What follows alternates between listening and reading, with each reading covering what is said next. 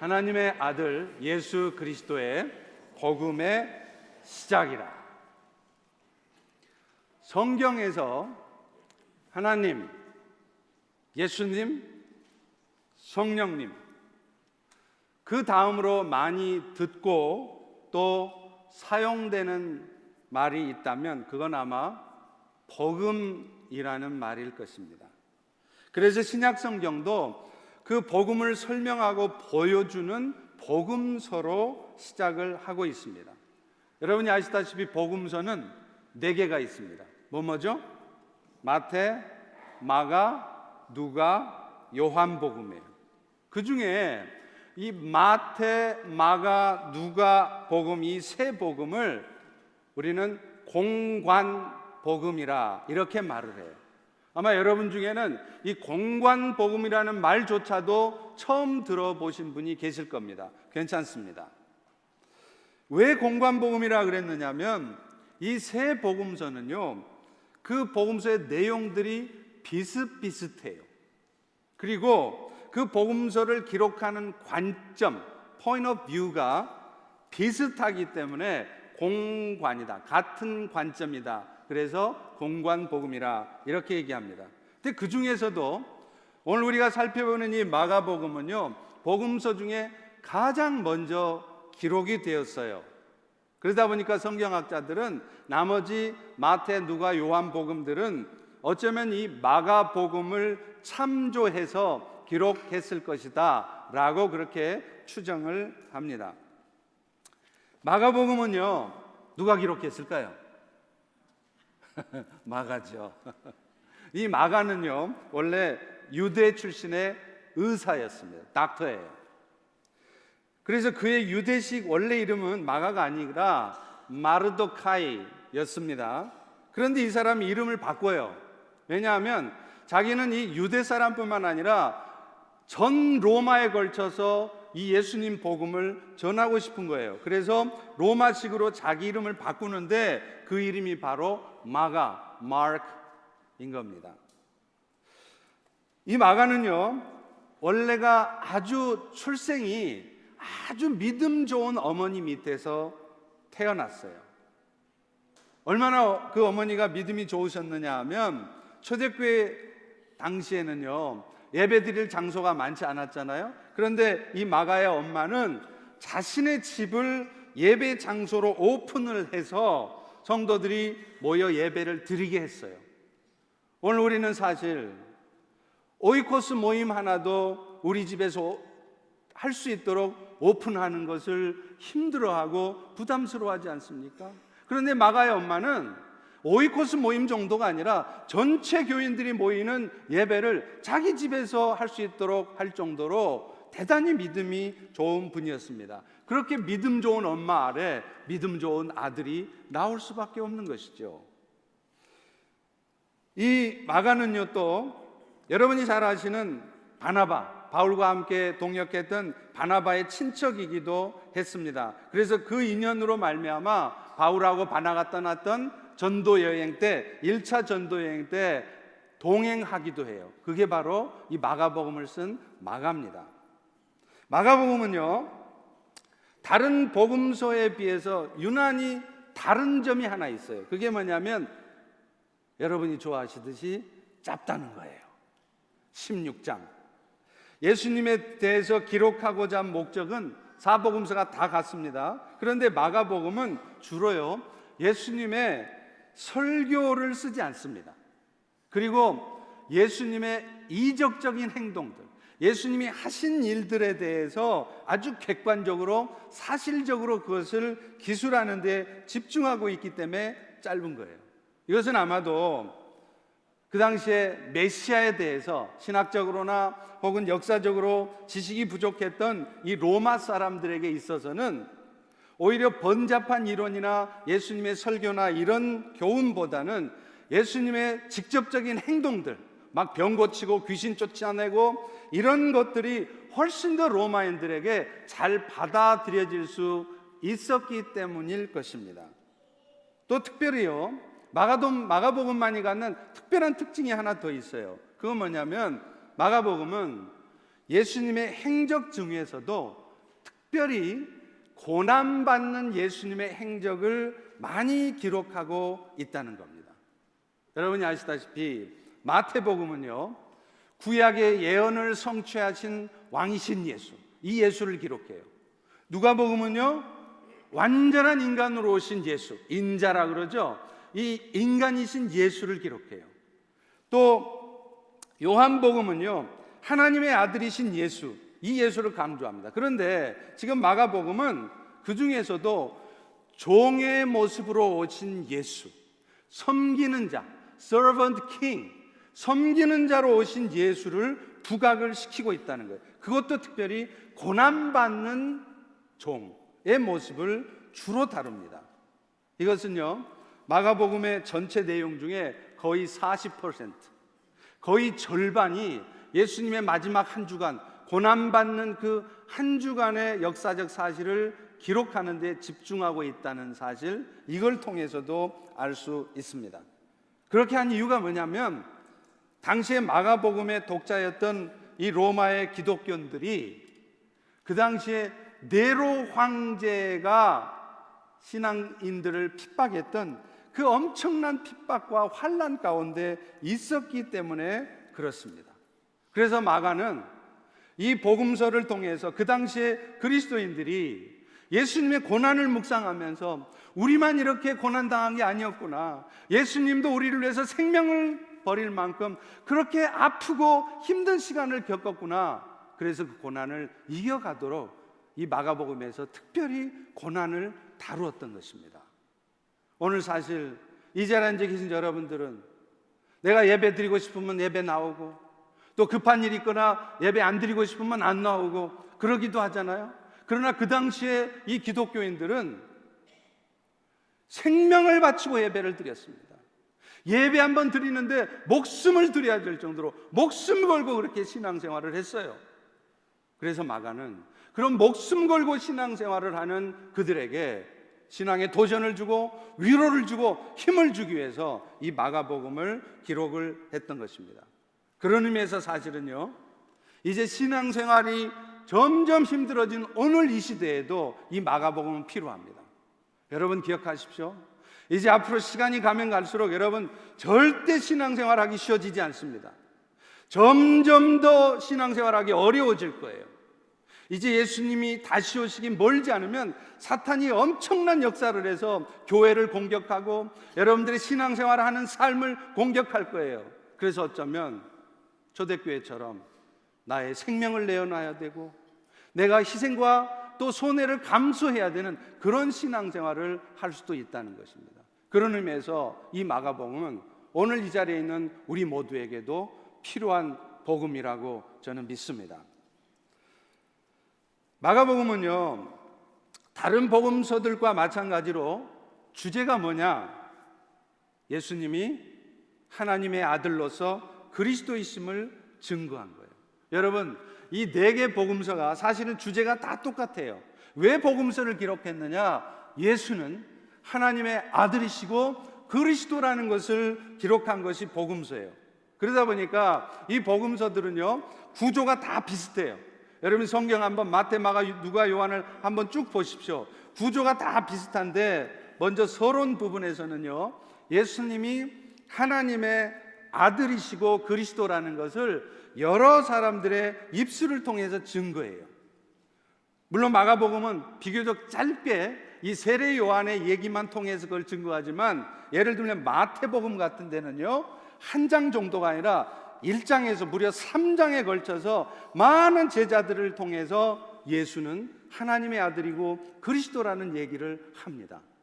그리고 이제 본론에 들어가면 예수님이 일으켰던 놀라운 기적적인 일들, 그리고 그 기적 같은 일들에 대해서 예수님 자신이 설명하는 그런 말씀들을 통해서 예수님은 과연 하나님의 아들이고 그리스도다, 그것을 증거하는 것이에요. 그래서 오늘 마가복음의 시작도 그 복음에 대한 선언으로 시작을 하고 있습니다. 우리 다 같이 1절을 다시 한번 읽어봅니다. 시작. 하나님의 아들 예수 그리스도의 복음의 시작이라. 이 단 한 절로 이루어진 이 본문은요, 마가복음 전체의 서론이기도 하지만 또한 결론이기도 해요. 왜냐하면 말씀드린 것처럼 복음서라는 것은 결국은 하나님의 아들이시고 그리스도이신 예수님에 대한 소식이기 때문에 그렇습니다. 여러분, 원래 복음이라는 단어가요, 헬라어로 뭔지 아세요?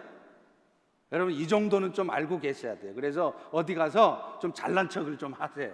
자, 따라서 합니다. 유앙겔리온. 유앙겔리온이 아니라 유앙겔리온. 이게 바로 복음이라는 말이에요. 근데 그 뜻이 뭐냐? 좋은 소식이라는 말입니다.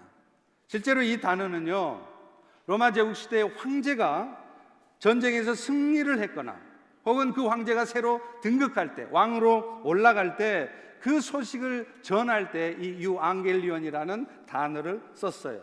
따라서 이 복음이라는 것은 이 단어 자체가 메시아를 통해서 이루어질 구원의 기쁜 소식이라는 이 의미하고도, 본질적인 의미하고도 통하는 그런 단어인 것이죠. 자, 그렇다면 이제 정신 차리고 들으십시오. 구체적으로 그러면 그 좋은 소식, 복음, 유앙겔리온, gospel. What is the gospel? 두 가지를 얘기합니다. 첫 번째가 뭐냐? 바로 예수가 하나님의 아들이시라는 거죠. 먼저 오늘 본문은 그것을 하나님의 아들 예수 그리스도의 복음이라 이렇게 쓰고 있어요. 다시 말하면 하나님의 아들이신 예수가 그리스도로 이 땅에 오셨다. 이것이 바로 복음이라는 거예요. 우리 다 같이 따라서 한번 해보겠습니다. 복음은 뭐라고요? 따라서 합니다. 하나님의 아들 예수가 그리스도시다. 이거 중요합니다. 다시 할게요. 복음이 뭐라고요? 하나님의 아들 예수가 그리스도시다. 이게 복음이에요. 여러분, 초대교회 성도들이 핍박을 받고 있었을 때 그때 성도들끼리 서로 크리스찬이라는 것, 기독교인이라는 것을 표시하기 위해서 사용한 그림 뭔지 아시죠? 뭐예요? 물고기 그림이잖아요. 사진 한번 보여주시죠. 근데 저 물고기 그림 안에 써 있는 단어가 있어요. 이게 뭐냐면 익투이스입니다. 근데 여러분, 왜 그러면 그 당시에 그리스도인들은 자기들이 크리스찬이라는 것을 물고기를 통해서 표현했을까요? 알아두세요. 물고기라는 단어가 헬라어로 익투이스인데 그 안에 써 있는 것처럼요. 근데 그 익투이스라는 단어가 어떻게 나오느냐 하면 주는 그리스도시요 하나님의 아들이시라는 고백, 이 말이 헬라어로 하면 예수스 크리스토스 데오스 후이오스 소테르라는 말인데요. 이 말에 머리 글자만 딱딱딱 따면 그게 바로 익투이스가 되는 거예요. 그래서 그 당시에 그리스도인들은 이 자기가 크리스찬이라는 것을 물고기 그림을 통해서 표시해 주신 것입니다. 이제 아시겠죠? 자, 어찌되었든 말씀드린 것처럼 이 gospel, 좋은 소식은 두 가지예요. 첫 번째가 뭐라고 그랬죠? 예수님이 하나님의 아들이시라는 거예요. 예수님께서 하나님의 아들이시라는 가장 강력한 증거는요, 딴 데 없어요. 하나님 자신이 증거하신 것입니다. 마가복음 1장 11절에 보면 예수님께서 세례 요한에게 세례를 받으실 때 하늘에서 소리가 나는 장면이 나와요. 이 부분은요, 성경에 유일하게 등장하는 성삼위 하나님께서 한꺼번에 등장하는 유일한 장면입니다. 성부 하나님, 성자 예수님, 성령 하나님이 동시에 나타나는 것은 성경에서 여기 딱 한 군데밖에 없어요. 그런데 그때 성부 하나님께서 거기에 모여있는 세례 요한에게 세례를 받으시는 예수님이 있는 그 자리에서 이런 말씀을 하세요. 예수를 가리켜서 너는 내 사랑하는 아들이라 내가 너를 기뻐하노라. 그리고 마가복음에서는 또 한 번 하나님이 직접 나타나셔서 예수님이 당신의 아들이시라는 걸 증거하는데 그게 마가복음 9장 7절에 나와요. 거기 보면 예수님과 제자들이 함께 변화산에 올라갔을 때 하나님께서 직접 제자들에게 말씀하세요. 구름 속에서 소리가 나되 이는 내 사랑하는 아들이니 너희는 그의 말을 들으라. 이렇게 예수님이 하나님의 아들이신 것을 하나님이 직접 증거하셨습니다. 그런데요, 놀라운 게 있어요. 우리도 가끔은 예수님이 하나님의 아들이라는 것을 의심하고 잘 안 받아들이고 하는데, 예수님이 하나님의 아들이시라는 것을 귀신들이 귀신같이 알아본다는 거예요. 할렐루야. 우리도 못 알아보는 거, 우리도 못 알아듣는 거를 귀신들이 알아요. 그래서 마가복음 11장 3장 11절에 보면 예수님이 귀신들을 쫓아낼 때 귀신들이 그런 말을 합니다. 더러운 귀신들도 어느 때든지 예수를 보면 그 앞에 엎드려서 이르되 당신은 하나님의 아들이시니이다. 그리고요, 예수님께서 하나님의 아들이심을 증거하는 가장 위대한, 가장 놀라운 고백이 있습니다. 그것은 바로 예수님을 십자가에 못 박았던 그 로마의 백부장의 입에서 나온 고백이었습니다. 그는 예수님을 십자가에 못 박고 죽였지만 예수님 운명하실 때 하늘이 어두워지고 천둥과 번개가 치면서 성소의 휘장이 위로부터 아래로 쫙 찢어지는 그런 엄청난 모습을 보면서 이렇게 고백을 해요. 마가복음 15장 39절입니다. 백부장이 예수님께서 그렇게 숨지심을 보고 이르되 이 사람은 진실로 하나님의 아들이었다. 예수님이 하나님의 아들이시라는 것은 마가복음 서두에서부터 하나님의 증거로 시작해서 마가복음 마지막 예수님이 십자가에 죽으시는 그 순간에 로마 군병의 고백을 통해서 이렇게 증거된 거라는 거예요. 그런데 어찌됐든 예수님께서 이렇게 하나님의 아들이시라고 하는 이 사실은요, 그분께서 이루어내실 구원 사역을 위해서도, 그분이 그리스도가 되시기 위해서도 당연히 필요한 일이었습니다. 왜냐하면 예수님이 하나님의 아들이시라는 것은 결국 예수님께서 인간 중에 뛰어난 인간이 아니라는 거예요. 석가모니나 무슨 마호메처럼 인간 중에 도덕적이고 아주 뛰어난 인간이 아니라 그분 자신이 바로 하나님이시라는 거예요. 예수님의 신적 존재를 의미하는 것이 바로 예수가 하나님의 아들이라는 말의 의미예요. 여러분 생각해 보세요. 사람의 아들은 사람입니다. 그러나 신의 아들은 뭘까요? 신인 것이죠. 근데 예수님께서 이렇게 하나님의 아들이셔야 될 이유가 있어요. 그것은 오직 하나님만이, 인간이 아닌 하나님만이 인간을 구원할 수 있기 때문에 그래요. 여러분 생각해 보십시오. 인간이 무슨 수로 인간을, 또 다른 인간을 구원합니까? 그래서 예수님께서 하나님이셔야 했던 이유는 인생들을 구원하는 그 일을 위해서 예수님은 하나님이셨다는 것이죠. 그래서 복음서는 서두에, 복음서의 시작에 그 예수가 바로 그 구원을 위한 하나님의 아들이시다고 시작하고 가는 겁니다. 이제 마가는요, 이어서 두 번째, 복음의 두 번째 핵심인 예수가 그리스도라는 말을 하고 있어요. 다시 말하면 하나님의 아들이신 예수께서 이 땅에 오신 이유가 뭐냐? 바로 인류를 구원하기 위한 그리스도의 일을 위한 일이었다는 것이죠. 여러분 사실 예수라는 이름의 뜻에도 그런 의미가 있어요. 여러분 예수라는 단어의 뜻이 뭐죠? 예수란 단어가 원래 히브리어로 하면은요 여호수아예요. 여호수아 아시죠? 여호수아, 예수아 이건데 이게 헬라식 이름으로 바뀌면 그게 예수스, 오늘날의 예수가 되는 것이죠. 그리고 그 뜻이 뭐냐? 마태복음 1장 21절에 말하는 것처럼 자기 백성들을 자기들의 죄에서 구원할 자라는 뜻이에요. 다시 말하면 예수라는 이름 자체가 바로 구원자라는 뜻인 것입니다.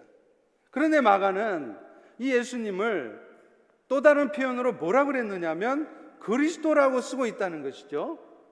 근데 이 그리스도라는 단어는 어디서 왔냐면 원래가요 기름을 붓다라는 뜻을 가진 동사 크리오라는 동사에서 파생된 명사예요. 그렇기 때문에 여러분이 너무나 잘 쓰시는 이 그리스도라는 뜻이 뭐냐? 다 같이 따라서 합니다. 기름 부음 받은 자. 그리스도가 무슨 뜻이라고요? 기름 부음 받은 자라는 뜻이에요. 그런데 사실은 알고 보면 이 기름 부음 받은 자라는 뜻도 결국은 구원자, 예수라는 이름하고 통합니다. 왜냐하면 그리스도라는 단어가 히브리어로 오면 마시아흐라고 하는데 이 마시아흐라는 단어에서 메시아가 나왔기 때문에 그래요. 구원자라는 뜻인 것이죠. 자, 그렇다면 이제 구체적으로 정신 차리고 우리가 들어야 될 때가 왔습니다. 졸지 마세요. 벌써 지금 몇 가지 얘기하니까 지금 눈을 지그시 감고 지금 조시는 분이 있는데 정신 차리세요 이제. 자, 그렇다면 구체적으로 기름 부음 받은 자라는 말의 의미가 뭘까요? 이것이 사실은요, 예수님이 하신 사역을 설명을 해줘요. 예수님이 하나님의 아들이시다 하는 말씀은 예수님의 존재, 예수님의 정체성을 말하는 겁니다. 그리고 이제 예수님이 그리스도라는 것은 그 예수님께서 하신 사역, 그걸 말하는 거예요. 그러니까 복음이라는 건 뭐냐? 예수님의 존재와 예수님의 사역을 말하는 건데, 그것은 예수님이 하나님의 아들이시고 또 뭐라고요? 그리스도시라는 거죠. 아시다시피 여러분, 구약 시대에는요 딱 세 사람에게만 기름을 부었어요. 누구죠? 제사장과 왕과 선지자, 요 세 사람에게만 기름을 부었습니다. 그렇기 때문에 지금 예수님이 그리스도다, 기름 부음 받은 자라는 뜻은 뭐냐? 예수님께서 제사장으로, 왕으로, 선지자로 이 땅에 오셨음을 의미하는 것입니다. 가장 먼저 예수는요 제사장으로 오셨습니다. 우리 다 같이 따라서 합니다. 예수는 제사장이시다. 여러분, 구약의 제사장들이 하는 역할이 뭡니까? 백성들로 하여금 하나님께 죄 사함을 받을 수 있도록 제사를 드려주는 사람이죠. 그래서 실제로 구약에 보면 대제사장들이 대속죄일이 되면, 욤키푸르라고 하는 대속죄일이 되면 백성들의 죄를 속해주기 위해서 어린 양이나 염소를 잡습니다. 그런데 그 제물인 어린 양, 염소를 잡기 전에 하는 일이 있어요. 그 제물 위에다가 안수를 하는 거예요. 왜 안수를 하느냐? 지금 이 순간 모든 이스라엘 백성들의 죄가 전부 다 이 제물의 머리 위로 들어간다 하는 의미에서 안수를 하는 겁니다. 그리고 나서 그 제물을 잡아요. 그래서 그 잡은 제물을 번제단 위에서 몸은 불사르고 그 잡을 때 나왔던 피를 가지고 지성소로 들어갑니다. 그리고서는 하나님이 임재하시는 그 지성소의 속죄소 위에 그 피를 뿌려요. 그러면 그 순간 모든 이스라엘 백성들의 죄가 용서되어지는 것이죠.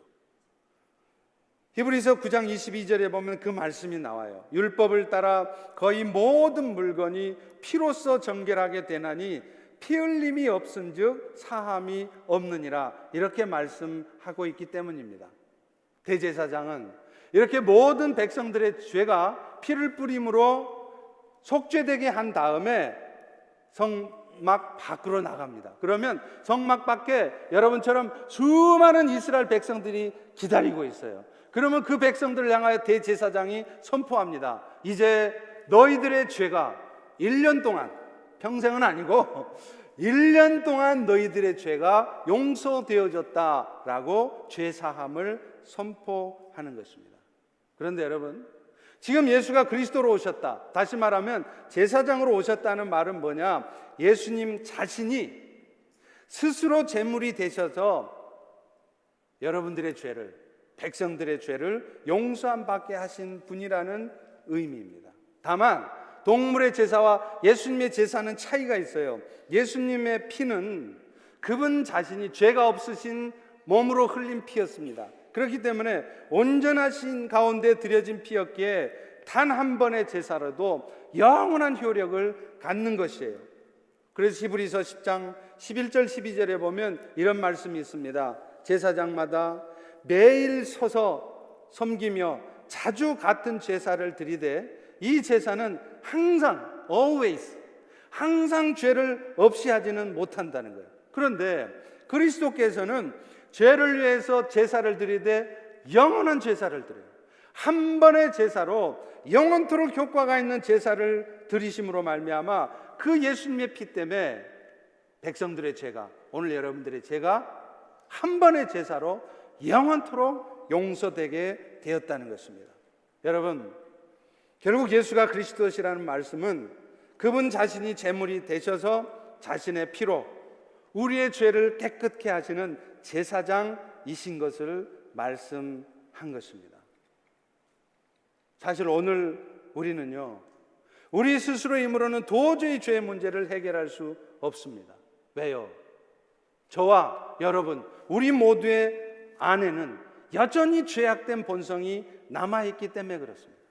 여러분 지금 넥타이 매시고 괜히 지금 폼 잡고 계신데 폼 잡지 마세요. 오늘 여성분들 지금 아주 깨끗한 옷 입고 왔다고 괜히 폼 잡고 계신데 여러분 백날 폼 잡아 계셔 봐야 성경은 뭐라 그러냐? 여러분 다 죄인이라는 거예요. 로마서 3장 10절에 보면 의인은 없나니 하나도 없다는 거예요. 목사는 좀 깨끗할까? 아닙니다. 저도 여러분하고 똑같이 더럽고 추악한 본성이 오늘 지금 이 순간에도 이 안에 있어요. 다 죄인이라는 거예요. 로마서 3장 14절에서 16절에 이렇게 말합니다. 우리의 목구멍은 열린 무덤이요 우리 입은 저주와 악독이 가득하고 우리의 발은 피 흘리는데 빠른 발이다. 여러분이 점잖은 척 계셔도 미안하지만 여러분의 속마음이 어떤 줄 아세요? 썩는 냄새가 나는 속마음이라는 거예요. 거룩한 척, 나는 안 그런 척해도 여러분의 이 내면의 속성은 아주 더럽고 추악한 악한 본성이 움직이고 있다는 거예요. 입술은 어떻습니까? 우리는 입술을 통해 좋은 소리 하잖아요. 제법 그럴듯한 소리 하고 축복하는 소리 하고 오늘 성가대도 찬양했지만 아름다운 찬양도 하잖아요. 그런데 놀라운 것은 그 아름다운 찬양을 하는 이 입술, 남을 축복하는 이 입술을 가지고 우리는 때로 악독한 말을, 저주의 말을 뿜어낸다는 거예요. 평소에는 점잖은 척 있다가도 내 마음에 안 들어보세요. 속상한 일 생겨보세요. 내 자존심 상한 말 들어보세요. 그러면 곧바로 저주와 악독의 말을 뿜어냅니다. 밤새도록 잠을 못 자고 부글부글 속이 끓어요. 그래서 아침 8시가 되기도 전에 6시만 되면 전화해가지고 김 집사, 네가 나한테 그런 말 할 수 있어? 우리 발은 어떻습니까? 나에게 유익이 된다 싶으면 피를 흘려서라도 내 유익을 챙기는 발이라는 거예요. 그런데 내가 손해보는 것 같고 내가 힘들어지는 일이 있어 보세요. 바로 코앞이어도 느려 터집니다. 안 와요. 그게 여러분 바로 여러분들 모습이라는 거예요. 그래서 오늘 우리가 제사장이신 그리스도의 은혜를 입는다는 것, 예수님 때문에 우리의 죄가, 이런 죄악된 본성을 갖고 있는 우리의 죄가 용서되어지고 죄의 문제가 해결되어져서 죄로 말미암는 그 영원한 사망과 멸망 가운데 있지 않게 된다는 것, 이게 얼마나 감사하고 축복된 일인지 몰라요. 여러분은 지금 신앙생활 하시면서 무엇 때문에 감사하십니까? 예수 잘 믿었더니 여러분 비즈니스가 잘 돼서요? 예수 잘 믿었더니 하나님이 우리 아들들 축복해 주셔서 좋은 대학 가고 잘 돼서 기쁘십니까? 그것도 기쁠 일이죠. 그런데 여러분이 진짜 기뻐해야 될 일은 그런 것들 아닙니다. 억만 죄 가운데 영원한 죽음 가운데 살 수밖에 없는 우리가 예수님의 피의 제사로 죄사함을 받았다는 이 사실, 이것이 감사하고 이것이 기쁜 일이어야 되는 것입니다. 창세기 6장에 보면 하나님께서 홍수로 세상을 심판하시는 얘기가 나와요. 그때 하나님이 세상 사람들을 보면 이렇게 말씀합니다. 창세기 6장 5절에 보면 여호와께서 사람의 죄악이 세상에 가득함과 그의 마음으로 생각하는 모든 계획이 항상 악할 뿐임을 보시고, 어쩔 때 한번 악한 게 아니라 항상 악하대요. 그래서 하나님이 세상을 홍수로 심판하십니다. 그런데 참 재밌는 거는요, 그 심판 가운데에서 살아남은 사람이 있죠? 노아 아닙니까? 근데 그 노아가 그 심판으로부터 건짐받은 다음에 어떻게 했는 줄 아세요? 그런 엄청난 일을 경험했으면 저 같으면 제가 노아라면 이제 하나님 배반 안 하고 나쁜 짓 안 하고 죄 안 지을 것 같아요. 그런데 노아가 그 엄청난 역사를 경험하고 멀리도 안 가요. 바로 다음 장에 나옵니다. 무슨 짓 했는 줄 아세요?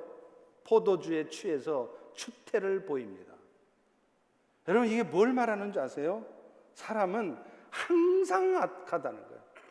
여러분, 이런 말 하지 마세요. 우리 때는 안 그랬어. 이런 말 하지 마세요. 뭘 우리 때는 안 그래요. 여러분 때도 그랬고 고조선 때도 그랬고 모든 인간의 세상은 항상 악할 뿐이었습니다. 여러분이나 저나 다를 바 없어요. 타락하고 더러운 본성을 갖고 있기는 저나 여러분이나 하나도 차이 없이 똑같습니다. 오늘 우리가 그리스도이신 예수께 감사하고 그분의 은혜에 진짜 감사해야 되는 이유가 바로 여기에 있어요. 우리가 오늘 또 우리 주변에 보여지는 다른 연약한 지체들을 나의 기준을 가지고 함부로 판단하고 정죄해서는 안 되는 이유가 바로 여기에 있습니다. 왜요? 너, 나 할 것 없이 우리 모두는 그렇게 못돼 먹은 존재들이기 때문에 그렇습니다. 나는 좀 나은 줄 아세요? 나는 안 그랬다, 우리 때는 안 그랬다, 아니라는 거예요. 성경은 니나 그놈이나 다 똑같다는 거예요. 네 생각에 너는 좀 잘하는 것 같지? 아니야, 너도 똑같아.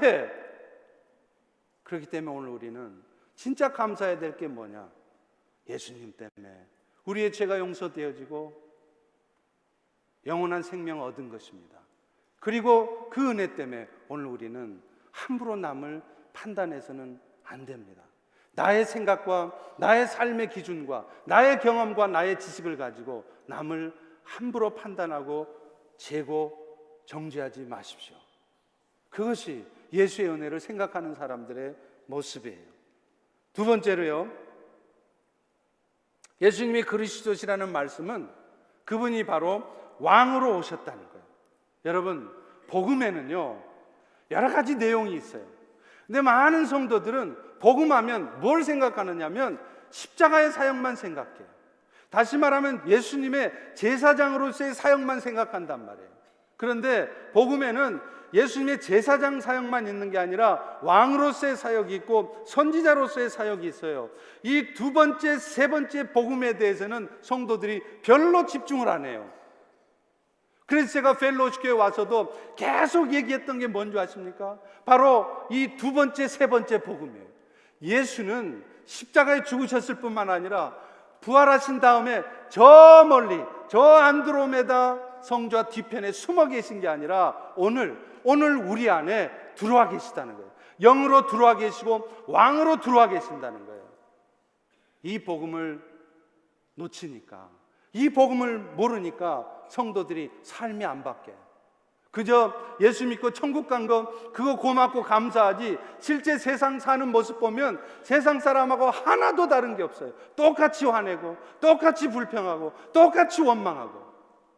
그런데 여러분, 왕이신 예수, 승리하신 예수가 오늘 또 우리 안에 들어오셔서 임마누엘로 우리와 함께 하시며 우리를 위해서 역사하고 계시다는 이 사실을 붙들면요 화낼 일 많이 없습니다. 불평할 일 없습니다. 오히려 기다릴 수 있게 됩니다. 염려할 일 없습니다.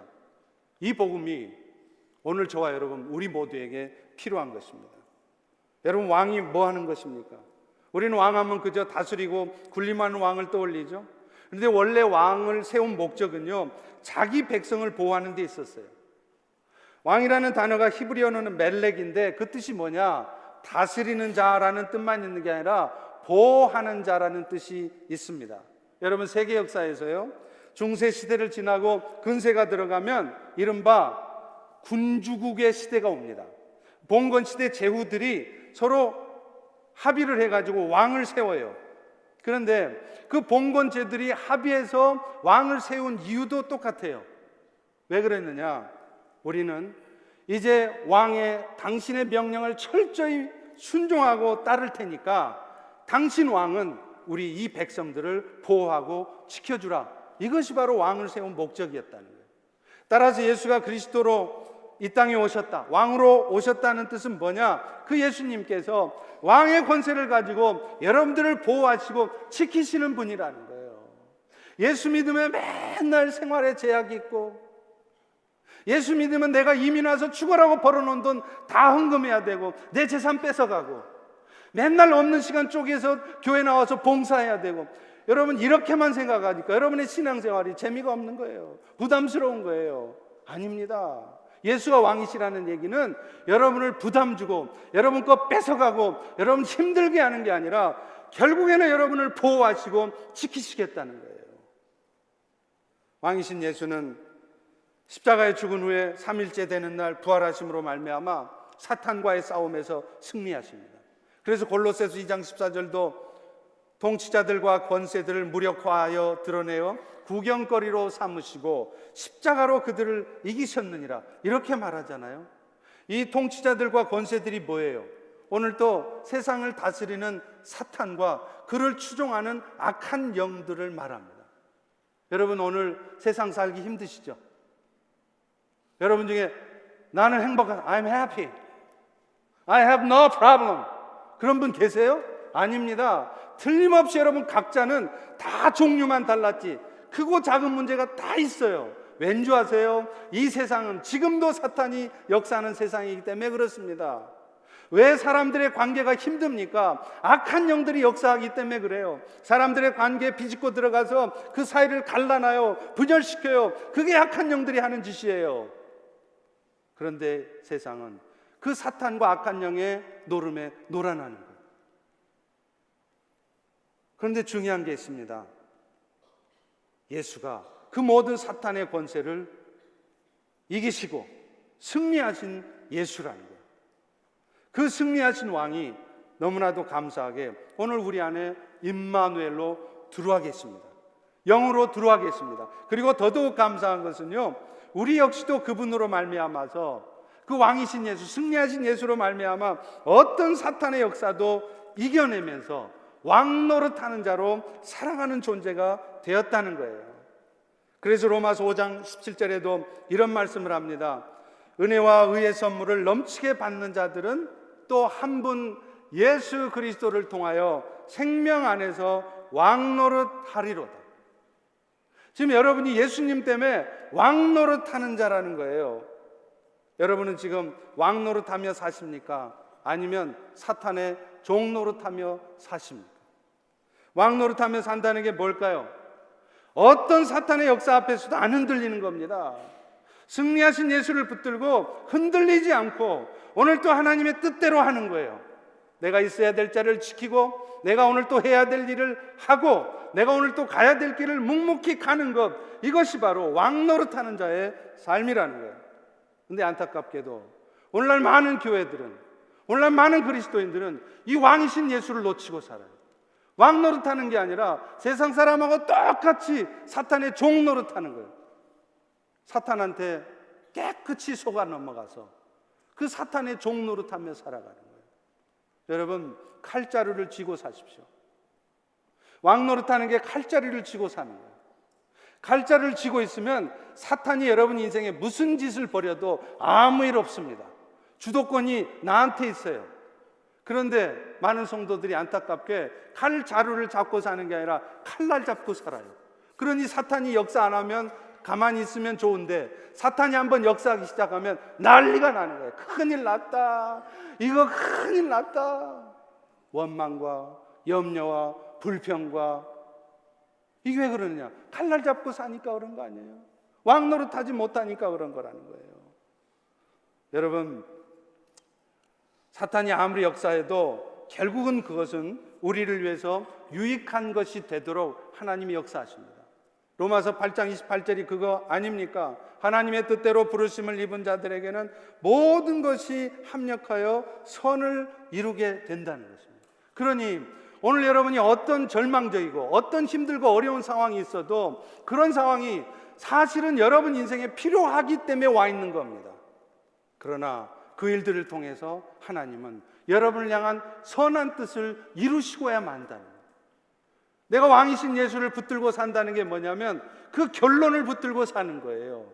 그 과정 속에서 어지럽고 말도 안 되는 상황이 되어 있는 그 모습을 보면서 같이 불평하고 같이 원망하고 같이 염려하는 것이 아니라 이런 상황을 통해서 역사하실 주님을 붙들면서 결론을 붙들면서 여유롭게 상대해 줄 수 있는 것, 그것이 바로 왕으로 사는 것입니다.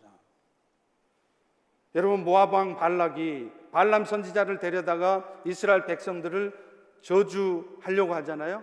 그때 발람 선지자가 산에 올라가서 이스라엘을 저주하려고 그래요. 그러면 그 순간 무슨 일이 벌어지는지 아세요? 하나님께서 그 발람의 입술을 바꾸셔서 그 저주의 말이 축복의 말로 나오도록 바꿔버리신다는 거예요. 그러면서 그때 하나님이 그 발람에게 이런 말씀을 합니다. 민수기 22장 12절입니다. 너는 그 백성을 저주하지 말라. 그들은 복을 받은 자라. 오늘 여러분들은 복을 받은 자예요. 어떤 복이에요? 사탄이 아무리 여러분 인생 가운데 역사하고 여러분을 힘들게 하고 자존심 상하게 하고 속상하게 해도 결국에는 그 일이 여러분들에게 유익이 되도록 역사하시는 하나님이 버티고 계시다는 거예요. 영으로 오늘 또 여러분 안에 거하시는 예수께서 여러분과 함께 하고 계시다는 거예요. 그 예수를 붙드십시오. 그 예수를 붙들면 오늘 우리 인생에는 그저 감사할 것뿐이에요. 여러분 유명한 말이 있잖아요. 범사에 뭐라고요? 감사하라. 쉬지 말고 뭐요? 기도하라. 항상 뭐요? 기뻐하라. 여러분 지금 범사에 감사하고 계십니까? 범사가 뭡니까? In all things be thankful for God. 모든 상황에서요. 좋은 일, 나한테 잘된 일이 아니라 내 마음에 안 들고 속상하고 안 좋은 일이 벌어진 상황에서도 be thankful for God. Why? 합력해서 하나님이 결국은 이루어내실 거니까. 왕이신 예수가 그 순간에도 함께하고 있으니까 그 예수를 붙들면 나옵니다. 왜 안 나옵니까? 목사님 말이 그렇지 이런 상황에서 감사 나와요? 나옵니다. 왕이신 예수를 붙들면 나옵니다. 이게 복음으로 사는 거예요.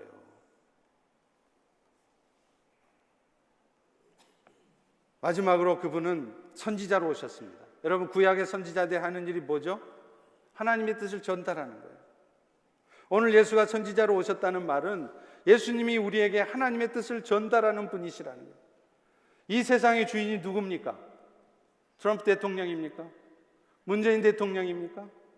아닙니다. 하나님이십니다. 하나님은 오늘 또 이 세상을 당신의 뜻 가운데 이끌어 가세요. 그렇기 때문에 이 세상에서 가장 지혜로운 사람은 하버드 박사가 아닙니다. 하나님의 지혜로 사는 사람이에요. 고린도전서 2장 9절 10절에 보면 이렇게 말합니다. 하나님이 자기를 사랑하는 자들을 위해서 예비하신 모든 것은 눈으로 보지 못하고, 여러분 눈에 안 보인다는 거예요. 여러분 귀로도 듣지 못하고 여러분 마음으로 생각하지 못하는 거라는 겁니다. 그럼 누가 아냐? 오직 하나님이 성령으로 이것을 우리에게 보여주셨으니 성령은 모든 것 곧 하나님의 기쁜 것까지도 통달하신다는 거예요. 이 세상의 주인이신 하나님의 기쁜 뜻을 통달하시는 분은 하나님의 영이신 그리스도의 영이신 성령님이세요. 그 성령이 사실은 오늘 여러분 안에 이미 다 들어와 계십니다. 그 성령님께 뜻을 묻고 그 성령이 주시는 지혜로 그 성령의 도우심으로 살아가는 사람, 이 사람이 가장 지혜로운 사람이고 가장 능력 있는 사람이에요. 오늘 또 우리에게 선지자로 오신 주님은 우리에게 성령을 통해 가르쳐 주시고 우리를 도와주시길 원하세요. 그런데 문제는 우리가 묻지를 않아요.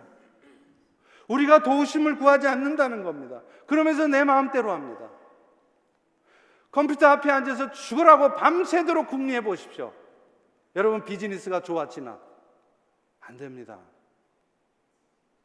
여러분이 아무리 세상에 많은 경험을 갖고 있다 할지라도 그 경험을 가지고 하루에 10시간이 넘게 모여서 회의하고 토의해 보십시오. 하나님의 깊은 속을 여러분이 어떻게 합니까? 절대로 할 수 없습니다. 성령의 도우심을 통하여 성령의 지혜를 입은 사람, 그 사람이 가장 지혜롭고 그 지혜로 무장하는 사람이 가장 실력 있고 능력 있는 사람이에요. 진짜 복음의 가치를 알고 복음으로 살려는 사람은 세상 지식으로 무장하려 하지 않습니다. 그리고 그런 사람을, 하나님의 지혜로 무장하는 사람을 세상은 당해내지 못합니다. 그 사람이 아무리 똑똑하고 아무리 잘났어도요, 여러분이 성령의 도우심을 구하고 성령의 지혜를 구하면서 그 지혜로 살아가고 있으면 그 똑똑한 사람, 그 잘난 사람이 결코 여러분을 이겨내지 못합니다. 세상에 어떤 사람도 기도하는 사람, 성령의 도우심을 따라 성령의 지혜로 살아가는 사람을 당해내지 못하는 것이에요. 사랑하는 성도 여러분, 말씀을 맺겠습니다. 복음으로 산다는 게 뭡니까? 예수가 그리스도이심을 알아서 무엇보다도 내가 예수님 때문에 죄 용서함 받은 것, 그것에 감사하는 사람이에요. 나만 감사하는 게 아니라 다른 연약한 지체를 보고 함부로 판단하지 않는 사람이 복음으로 사는 사람이에요. 내 생각과 내 경험을 가지고 내 기준으로 판단하지 않는 것이 복음으로 사는 거예요. 또 있습니다. 어떤 절망적인 상황 속에서도 낙심하고 원망하고 불평하는 것이 아니라 지금 이 순간에도 왕이신 예수께서 나를 위해서 일하고 계심을 믿기에 실망하지 않고 내가 갈 길을 가고 오늘 또 내가 해야 될 일을 하고 내가 지켜야 될 자리를 지키는 자입니다. 또 늘 성령의 도우심을 구해서 하나님의 뜻대로 또 하나님의 능력으로 살아가고자 하는 자, 이 자가 바로 세상을 바꾸고 세상을 이기는 자입니다. 이 은혜가 여러분 모두에게 있기를 축원합니다. 이 시간 우리 다 일어나셔서 함께 같이 찬양하겠습니다.